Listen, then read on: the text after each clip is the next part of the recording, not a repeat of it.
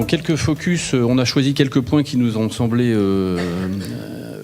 importants, notamment sur l'intégration fiscale, sur le régime du plafonnement des charges financières, sur les dispositifs, enfin le dispositif nouveau de suramortissement, et puis un focus particulier sur la transmission d'entreprise et ce que contient la loi Pacte, notamment parce que, étant en charge du comité de transmission au CSO, les dispositions qui ont été prises dans ce dernier point sont en fait une promotion qu'on a fait auprès du législateur de l'évolution, de l'amélioration des conditions de transmission d'entreprise. Et vous le verrez sur la présentation que je vais faire. Donc concernant la consolidation des sociétés intégrées, il y a 3 points majeurs. Il y en a un 4e que je n'ai pas mis en évidence.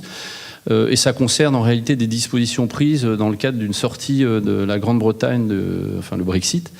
C'est tout ce qui concerne les cessations de groupe. Et donc un certain nombre de dispositions ont été prises pour atténuer l'effet de ces sorties en matière d'intégration fiscale. Comme on n'y est pas, on a choisi de pas le traiter. Donc 3 points importants: distribution intragroupe, abandon de créances intragroupe, et puis cession de titres de participation intragroupe.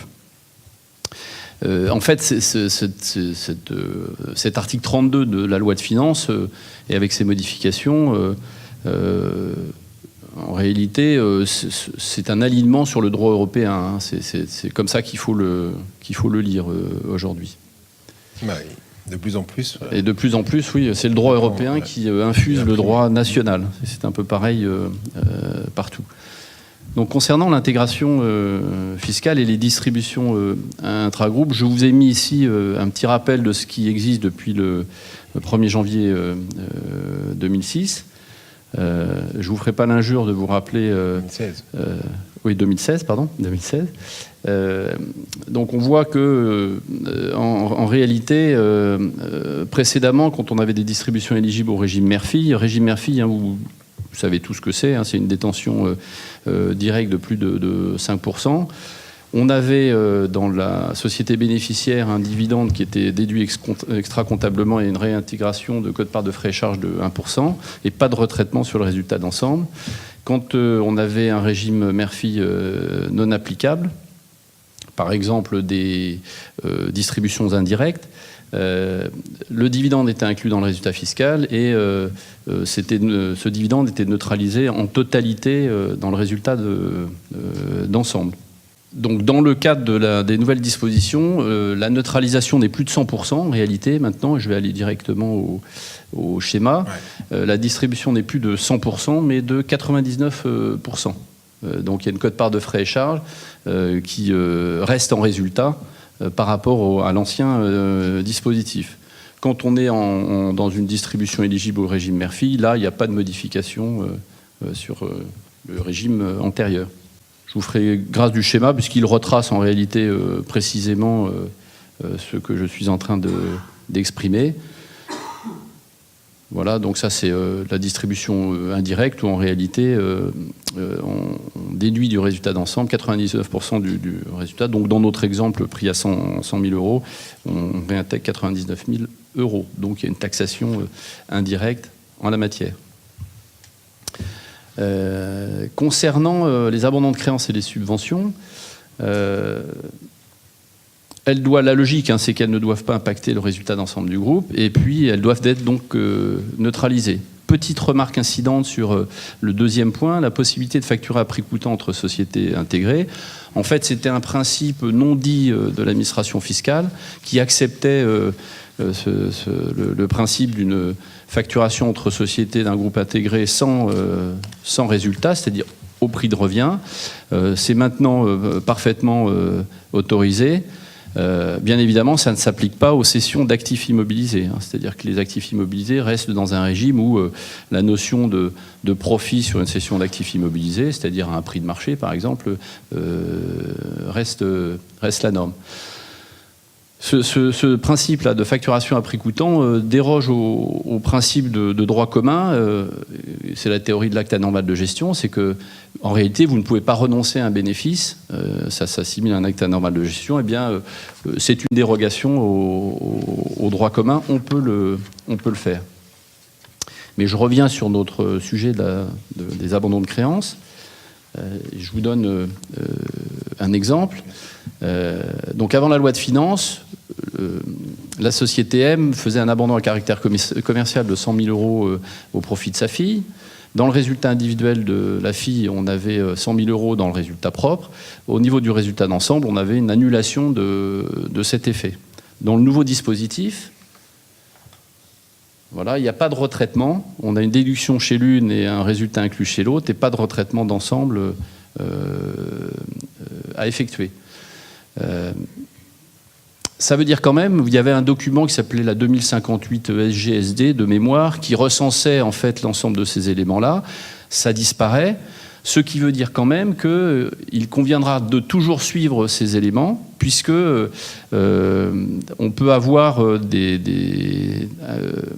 comme il va y avoir un traitement différencié entre les opérations réalisées avant le 1er janvier 2019 et après le 1er janvier 2019, ces différents abandons doivent être suivis, je dirais pas extra-comptablement, mais sur un document que réclame l'administration fiscale et dont le formulaire n'est plus le 2058. On ne sait pas ce que c'est, mais il y a une information à apporter sur le suivi de ces abandons qui doit être joint à la déclaration fiscale. Concernant les cessions de titres de participation intragroupe, donc là, on a une neutralisation. Le sujet ici, c'est la quote-part de frais et charges. On a une neutralisation de la quote-part de frais et charges lors de la cession, et puis une déneutralisation de la plus-value en cas de sortie du groupe. C'est le régime, et une déneutralisation, bien évidemment, de la quote-part de frais et charges.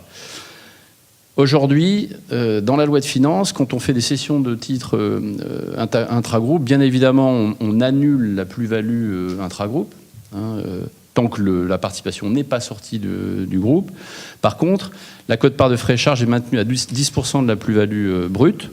Le texte initial, c'était 5%, et puis finalement, il y a eu des discussions, et le législateur a abandonné les 5% et est revenu sur les 10%.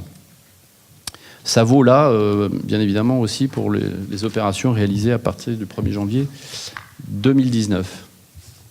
Donc, un petit exemple du nouveau régime. Donc, vous réintégrez, par exemple, dans une plus-value qui ferait 1 million d'euros, vous réintégrez au résultat fiscal d'ensemble 12% de la plus-value qui devient un résultat taxable en réalité.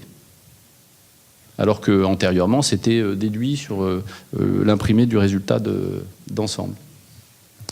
Donc vous voyez quelques modifications substantielles. Deuxième sujet, et qui voit l'émergence d'une notion qui va devoir probablement faire l'objet de précision de l'administration fiscale. Dans le cadre du nouveau régime de plafonnement des charges financières, on voit émerger une notion d'EBITDA fiscal. Vous allez voir, je crois que ça va donner lieu à un certain nombre de sujets et de discussions avec l'administration il va falloir surtout le définir fiscale. Alors, il est défini dans le projet de loi de finances.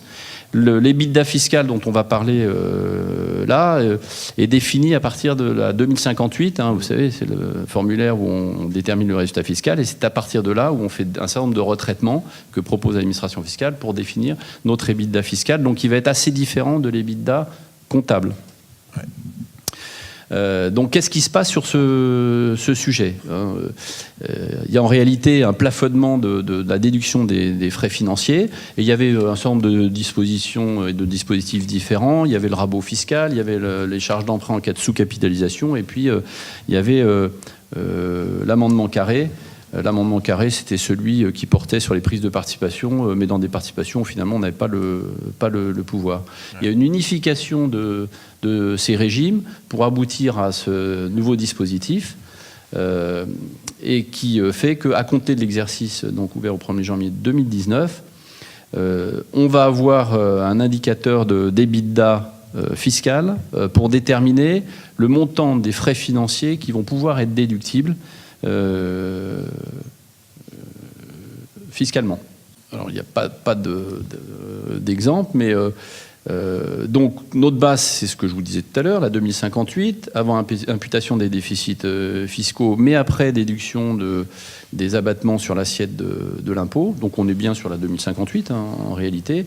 Et puis après, on a une notion de charges financières nettes qui est assez large, et et qui, je pense, devront faire l'objet d'un certain nombre de précisions.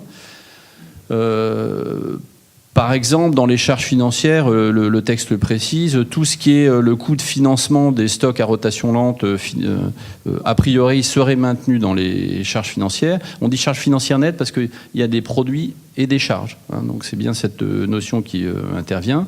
Par contre, serait exclu de cette notion de charges financières nettes les dividendes, les revenus de participation, les produits de cession de valeurs mobilières de placement, les pertes liées à des créances liées à des participations.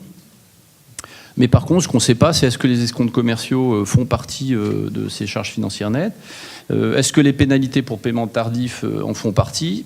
Ça, le texte ne le précise pas, et je pense que l'administration fiscale aura à cœur de préciser un certain nombre de ces sujets, puisque aujourd'hui, il y a à la fin du texte un espèce de « et autres charges et produits financiers » qui ramasse, vous savez, comme le camion poubelle qui prend la fin qui ramasse tout ce qui aurait pu être omis dans la précision de l'administration fiscale. Et c'est ces autres charges et produits financiers qui peut paraître inquiétant pour les experts comptables et commissaires aux comptes que nous sommes. Donc quel est le nouveau système ? Donc pour les sociétés qui ne sont pas membres d'un groupe fiscalement intégré, la déduction, c'est 30% de ce fameux EBITDA fiscal ou 3 millions si ce montant est supérieur. Et puis il y a une petite réduction qui ramène la déduction à 10% de l'EBITDA quand on est dans un mécanisme de sous-capitalisation. Et on va voir que la sous-capitalisation a été aussi là redéfinie et beaucoup plus stricte. Avant, il y avait trois critères possibles. Maintenant, il y en a quasiment un seul. C'est l'endettement supérieur à 1,5 fois les fonds propres. Là aussi, il y a une nouvelle définition des fonds propres, puisqu'on ne parle plus de capitaux propres, mais de fonds propres. Donc il y aura peut-être une analyse à faire avec vos clients sur l'agrégation dans les fonds propres d'un certain nombre d'outils qui n'y étaient pas et qui n'étaient pas dans les capitaux propres. Par exemple, emprunt participatif ou des typologies de dettes dont l'entreprise est la seule à décider si elle rembourse ou pas. C'est ce qu'on appelait les autres fonds propres. Eh ben, peut-être qu'il y a des reclassements ou des agrégations qui vont pouvoir être pertinentes pour optimiser la déduction des frais financiers. Si je reviens là sur les 30% de l'EBITDA fiscal ou 3 millions si ce montant est supérieur, bien évidemment, ça veut dire qu'on peut aller au-delà des 3 millions. C'est le calcul à partir de l'EBITDA fiscal qui va donner la règle. Et puis on a un petit complément de déduction supplémentaire possible. C'est mon troisième point. Pour les entreprises membres d'un groupe consolidé, si le ratio fonds propres sur l'ensemble des actifs de l'entreprise est égal ou supérieur à celui de l'entreprise concernée, est égal ou supérieur à celui du groupe dont elle fait partie. Dans ce cas-là, les frais financiers, pour la quote-part qui n'a pas pu être déduite, seront déductibles à hauteur de 75% du montant qui n'a pas pu être déduit. Donc voilà une disposition complémentaire. Donc je vous le disais, la notion de sous-capitalisation dans notre deuxième cas est revue et durcie, et seul ce ratio endettement sur fonds propres est retenu pour déterminer la notion de sous-capitalisation. Alors qu'avant, il fallait dépasser un certain nombre de critères. Je continue. Dispositif de suramortissement. On est là sur des dispositifs qu'on a connus, puisque là, je crois que la première fois, c'est d'être mis 2016. La première fois. Là, le nouveau dispositif de suramortissement, globalement, en fait, c'est un axe du gouvernement pour conduire les entreprises à investir sur la robotique et la transformation numérique. Et tout ce qui va concerner des investissements autour de la robotique et la transformation numérique va rentrer dans le cadre de ce suramortissement. Les mécaniques sont à peu près les mêmes que ceux qu'on a connus antérieurement. Donc c'est bien une déduction extra-comptable de 40% de l'investissement pour les biens acquis jusqu'au 31 décembre 2020, y compris d'ailleurs s'ils sont des biens neufs, du crédit bail ou de la LOA. Pour les entreprises concernées, ce sont les mêmes, c'est entreprises soumises à l'IR ou à l'IS, qui exercent une activité industrielle et qui sont des PME au sens communautaire, donc moins de 250 salariés, 50 millions de chiffre d'affaires et 43 millions de total bilan. C'est encore une autre définition. On voit que, alors que, c'est étonnant d'ailleurs, parce qu'on voit qu'on a essayé au travers de la suppression d'un certain nombre de mandats de revenir sur une notion finalement de PME européenne. On voit émerger un certain nombre de nouveaux concepts d'entreprise opportunistes pour l'administration fiscale. Donc voilà les biens qui sont concernés, mais c'est vraiment robotique et transformation numérique. Je ne vais pas vous en faire la lecture, puisque le texte là, encore donne un certain nombre d'éléments sur le sujet, mais c'est bien ça, hein, c'est la volonté du gouvernement que les entreprises s'équipent en matériel de robotique et assurent une transformation numérique, parce que le gouvernement considère que la France est un peu en retard sur l'ensemble de ces sujets et donne une carotte fiscale pour conduire les entreprises à le faire. Quelques petites précisions. Donc, c'est bien évidemment les biens affectés à une activité industrielle. Et là aussi, dans le texte, on gère tout ce qui va être prise de commande, fabrication par soi-même, etc., de manière à le faire entrer dans le texte. Donc, il y a des limites de livraison, des limites de paiement, qui sont peu ou prou ce qu'elles étaient dans les anciens textes. Pas forcément dans les textes initiaux, mais dans les précisions qui avaient été apportées par l'administration fiscale au fur et à mesure de l'application de l'ancien dispositif qu'on connaît. Donc vous voyez, par exemple, un bien acquis neuf à compter du 1er janvier 2021, c'est possible, mais sous condition qu'il y ait une commande qui ait été faite entre 2019 et 2020 et qu'il y ait un acompte versé de 10% et que dans les 24 mois de la commande, le bien soit acquis. Donc pour les retardataires ou pour les entreprises dont... en définitive, la décision est longue à maturer parce que ce sont des gros investissements. Il y a presque une session de rattrapage, mais ça suppose que ce soit fait dans un délai qui rentre dans le cadre des textes. Les biens concernés, donc j'en ai parlé, c'est 40% de la valeur d'origine des biens, bien évidemment hors frais financiers. Et quand c'est du crédit bail ou de la LOA, c'est 40% de la valeur du bien hors frais financiers. Donc ça supposera que le crédit bailleur ou le leaseur vous donne le montant de la valeur du bien pour que vous puissiez, avec cet élément-là, faire appliquer l'abattement la suramortissement de 40%. Et petite remarque au passage, ça rentre dans le plafond des aides à l'investissement en faveur des PME. C'est réparti sur la durée d'utilisation du bien, donc en fait c'est comme un amortissement, hein, bien sûr, et c'est prorata temporis, c'est-à-dire si vous cédez en cours de route le bien qui a fait l'objet de ce suramortissement, eh bien, la partie non utilisée est perdue, comme un amortissement en réalité. En comptabilité, c'est un des rares cas où la charge fiscale n'apparaît pas en comptabilité, alors que souvent la règle fiscale c'est ça n'est déductible ou taxable, enfin souvent déductible puisque c'est ce qui nous intéresse, ça n'est déductible que si on l'a comptabilisé. Là, c'est un cas particulier. Donc on ne déduit pas du résultat fiscal ce suramortissement, ni d'ailleurs la capacité distributive de la société, puisque ça ne constitue pas une charge, c'est totalement extra-comptable. Et c'est mentionné sur la liasse fiscale. J'avais ici une petite remarque, c'était un petit exemple, c'était sur la notion de... Je reprends mes notes, oui. Je reviens un peu en arrière parce que je vous l'ai pas dit. Dans le plafond d'aide à l'investissement en faveur des PME, c'est un petit calcul qu'il faudra faire puisque le plafond, c'est si l'entreprise fait moins de 50 salariés avec un chiffre d'affaires de moins de 10 millions, le plafond maxi, c'est 20%. Qu'est-ce que c'est ce plafond? Je prends un exemple. J'ai un matériel de 30 000 euros, j'ai un suramortissement possible de 40% de ces 30 000 euros, donc 12 000 euros. J'ai un taux d'IS à 28%, j'ai donc 3 300 euros de déduction, je prends un exemple simple, hein, et je vais rapporter ces 3 300 aux 30 000 euros de base. Mes 3 300 par rapport à mes 30 000 euros de base me font peu ou prou 11%. Donc je suis en dessous des 20%, donc c'est déductible. Par contre, si on était au-delà, on ne peut pas déduire ce montant. Donc il y a ce petit calcul à faire. Et la taille suivant les tailles d'entreprise, c'est soit 20%, soit ça passe à 10% si on est à plus de 50, 250, et puis un chiffre d'affaires entre 10 et 50 millions. Je continue.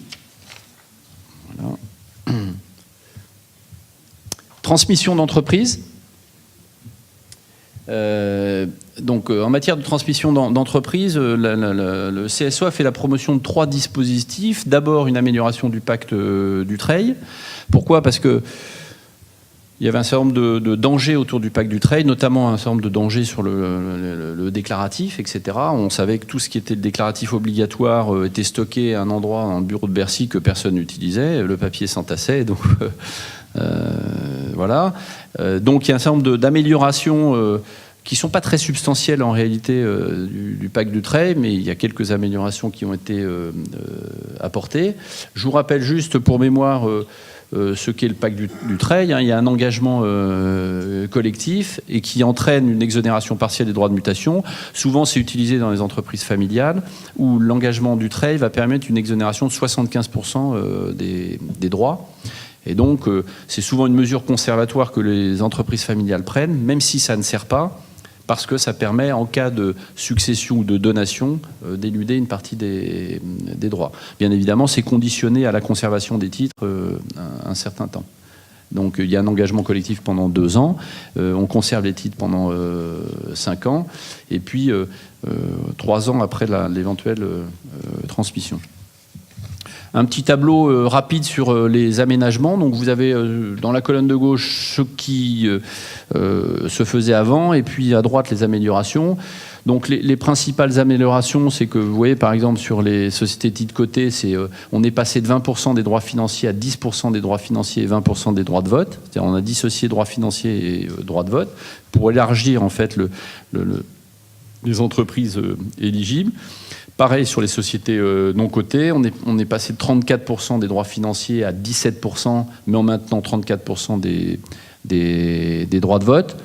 Ça, souvent, c'était pour dans le futur, les éventuelles start-up ou des entreprises un peu récentes pour lesquelles des droits financiers ont été donnés pour financer, mais des droits de vote ont été conservés avec des droits de vote doubles ou des actions à droit de vote double, etc. Donc c'est un peu la logique aussi là-dessus.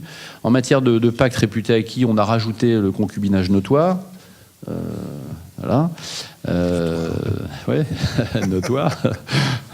Il doit être notoire, c'est-à-dire connu de tous.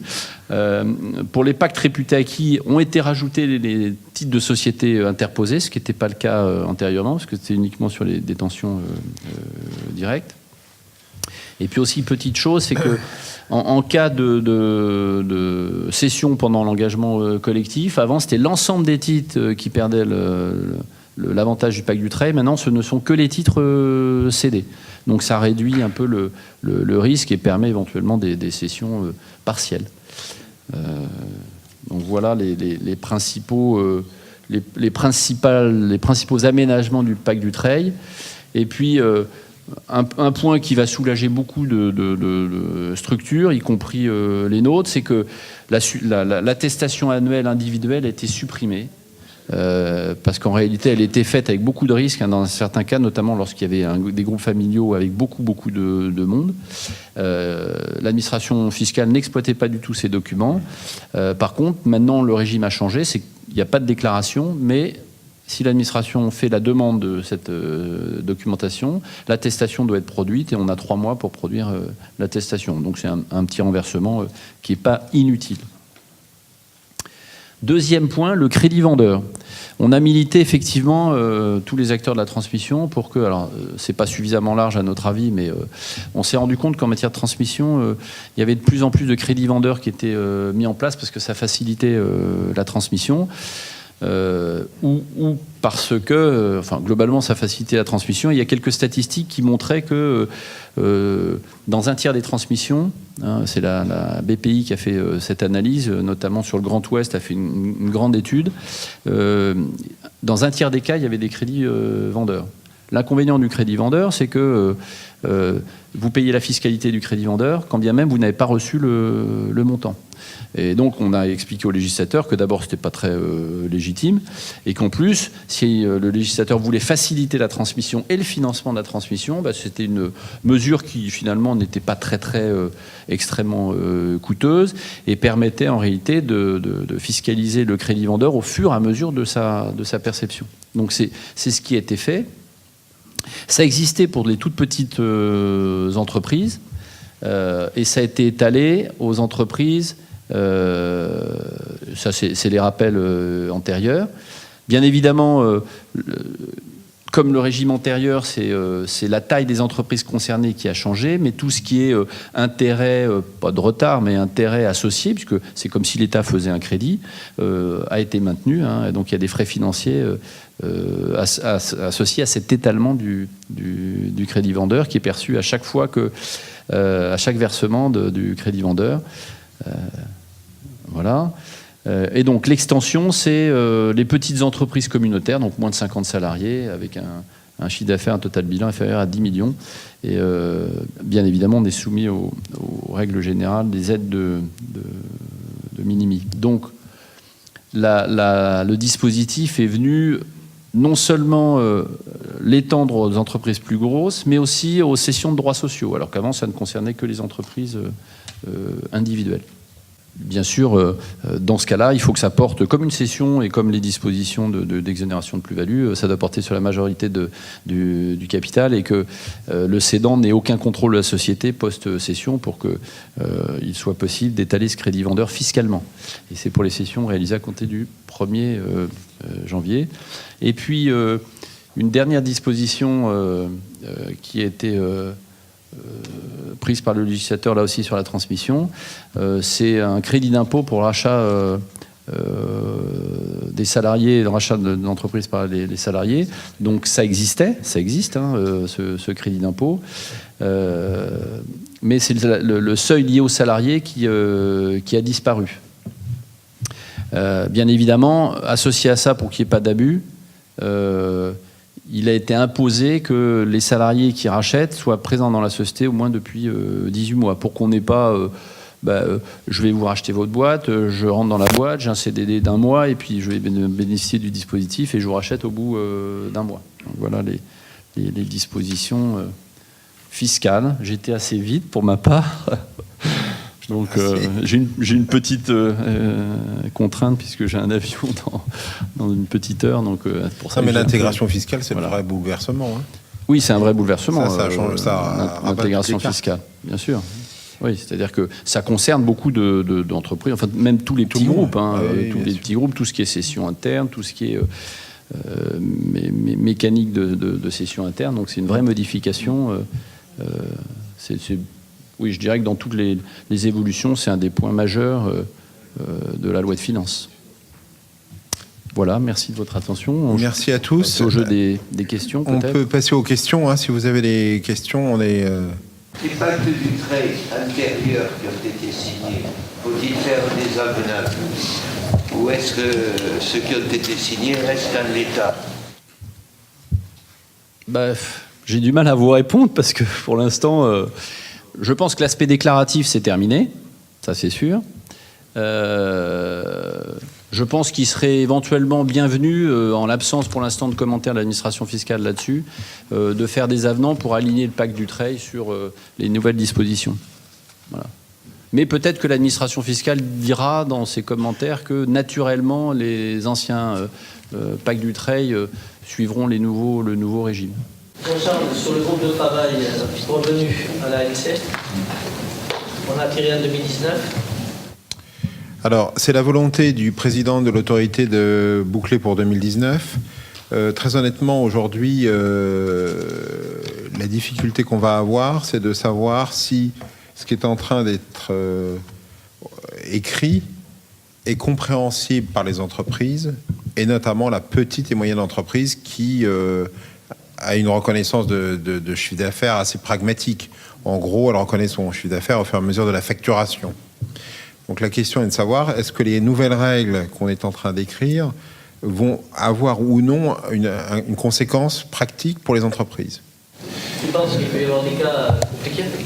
Il peut y avoir des cas compliqués, notamment pour les cas que j'ai évoqués tout à l'heure, de contrats composites. Tout le monde aujourd'hui, il faut être honnête, les entreprises aujourd'hui ont changé de modèle. Elles ne vendent pas qu'un produit. Pour être attractives, elles vendent le produit et autre chose. Voilà. Et c'est le et autre chose qui va poser problème. Est-ce que je le prends tout de suite? Est-ce que je le prends le jour où il arrive, autre chose? Ou au contraire, je considère que c'est un tout et j'étale le tout sur la durée du contrat. Ça, pour une PME, ça peut être un sujet. Aujourd'hui, le business model, il change. Donc, et c'est là où moi, personnellement, mais ça c'est mon opinion personnelle, je trouve qu'il faudrait qu'on soit pragmatique pour l'entreprise. Je trouve que je ne veux pas défendre ma paroisse, hein, mais je trouve que la position de doctrine qu'a pris la compagnie sur ses contrats à multiples éléments, elle est bonne, elle est pratique. On fait l'analyse accessoire principale et on fonce. On ne va pas commencer à regarder le livrable, la capacité à savoir si j'ai 2 opérations, une opération, qu'est-ce qu'attend le client, est-ce que je dois être sûr que le client va me payer pour pouvoir comptabiliser mon chiffre d'affaires, parce qu'en fait c'est ça, toute cette notion qu'on a dans IFRS 15 de droit à paiement, ça vient bouleverser l'analyse. Est-ce que mon contrat est suffisamment bétonné pour attendre de reconnaître mon chiffre d'affaires ou pas? Enfin, à un moment donné, je pense qu'il faut qu'on soit pragmatique. Et c'est là où on a un débat aujourd'hui, à mon sens, avec les entreprises, c'est de savoir si le texte tel qu'il est aujourd'hui proposé va avoir des conséquences pragmatiques. Voilà. Et ça traîne en longueur parce que justement, il faudrait qu'on... Voilà, c'est compliqué. On veut pas avoir à bouleverser la pratique des entreprises, mais on veut rendre aussi les règles faciles pour celles qui veulent, tant qu'à faire, éviter les sources d'écart avec les IFRS, comme je l'évoquais tout à l'heure. Il y a beaucoup de PME qui sont aujourd'hui cotées sur Alternext, qui souffrent d'un écart de gap entre les comptes sociaux et les comptes consolidés. J'en ai beaucoup vu dans mon portefeuille. Je peux vous dire que c'est une vraie souffrance d'avoir des principes qui ne sont pas les mêmes des deux côtés. Le comptable, il ne peut pas tout le temps avoir à retraiter des comptes tous les semestres. C'est pas possible. Donc, en pratique, les gens veulent être complètement en phase. Et aujourd'hui, c'est vrai qu'avec cette norme-là, c'est difficile d'avoir... Moi, j'ai un groupe qui a 3 chiffres d'affaires. Un pour le social, un pour le reporting, pour ses chefs de projet, et un pour la consolidation IFRS. 3 chiffres d'affaires. Et nous, on audite 3 fois le chiffre d'affaires.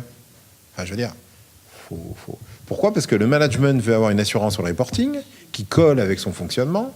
Ensuite, il y a la fiscalité avec les comptes sociaux, et il y a les IFRS pour le marché. 3 chiffres d'affaires. Et c'est pas une grosse entreprise, hein.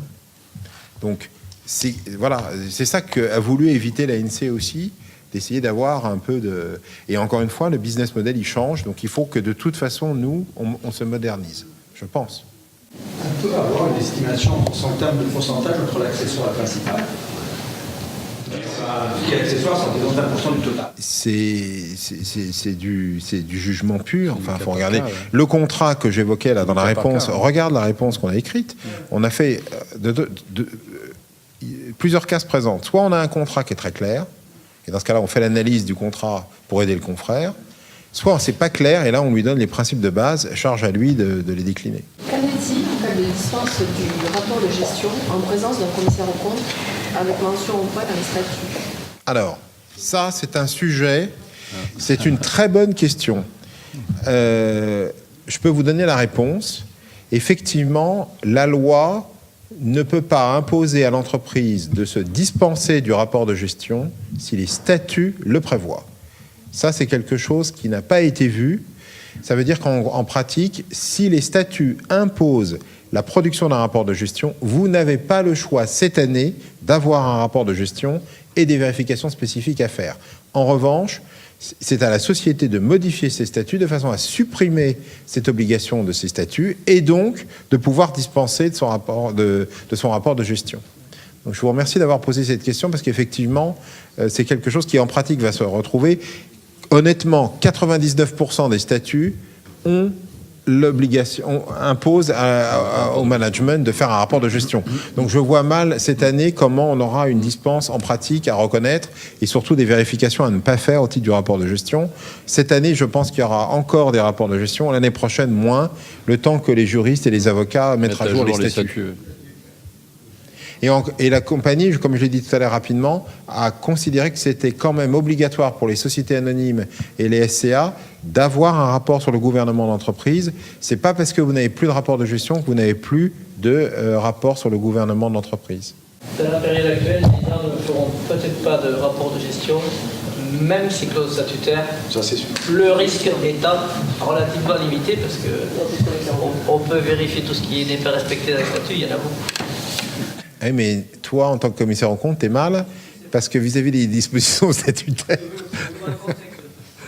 Ah oui, de venir, oui, bah oui. Surtout que celle-là, elle fait moins de 8 millions, 4 millions de total bilan et 50 salariés. Et t'es peut-être en renouvellement au mois de juin. En plus. Après, il faut voir qui sont les acteurs. Enfin, je veux dire, s'il y a les actionnaires chipoteurs ou pas. Enfin, bon. Mais effectivement, c'est une question. C'est que les statuts sont plus forts. D'autres interrogations ou remarques? Bien, ben on n'a plus qu'à vous remercier tous d'être présents ce soir.